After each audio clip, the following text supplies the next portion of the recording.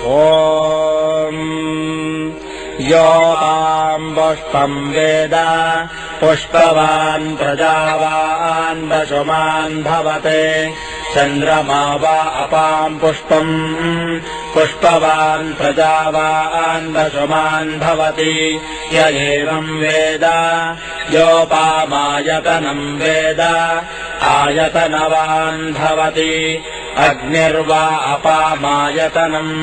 आयतनवान् भवति योऽग्नेरायतनम् वेद आयतनवान् भवति आपो वा अग्नेरायतनम् आयतनवान् भवति य एवम् वेद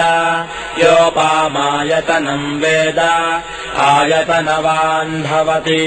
वायुर्वा अपामायतनम् आयतनवान् भवति यो वायोरायतनम् वेद आयतनवान् भवति आपो वै वायोरायतनम्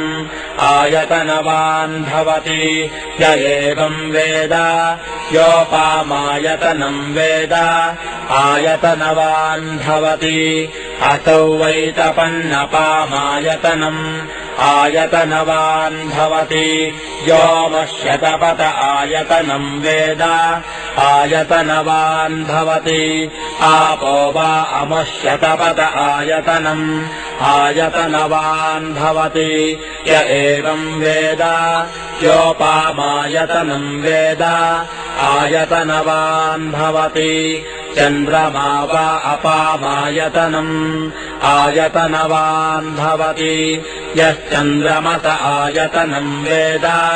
आयतनवान् भवति आपो वै चन्द्रमस आयतनम् आयतनवान् भवति य एवम् वेद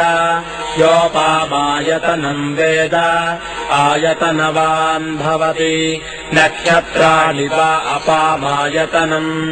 आयतनवान् भवति यो नक्षत्राणामायतनम् वेद आयतनवान् भवति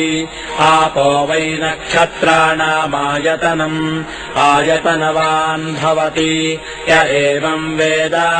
योऽपामायतनम् वेद आयतनवान् भवति पर्जन्यो वा अपामायतनम् आयतनवान् भवति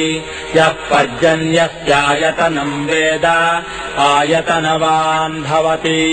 आपो वै पर्जन्यस्यायतनम् आयतनवान् भवति य एवम् वेद योऽपामायतनम् वेद आयतनवान् भवति संवत्सरो वा अपामायतनम् आयतनवान् भवति यत्संवत्सरस्यायतनम् वेद आयतनवान् भवति आपो वै संवत्सरस्यायतनम् आयतनवान् भवति य एवम् वेद योऽप्सुनावम् प्रतिष्ठिताम् वेद प्रत्येव तिष्ठति राजाधिराजाय प्रसस्य साहिने नमो वयम् वै श्रवणाय कुर्महे समे कामान् कामकामाय मह्यम् कामेश्वरो वै श्रवणो ददातो कुबेराय वै श्रवणाय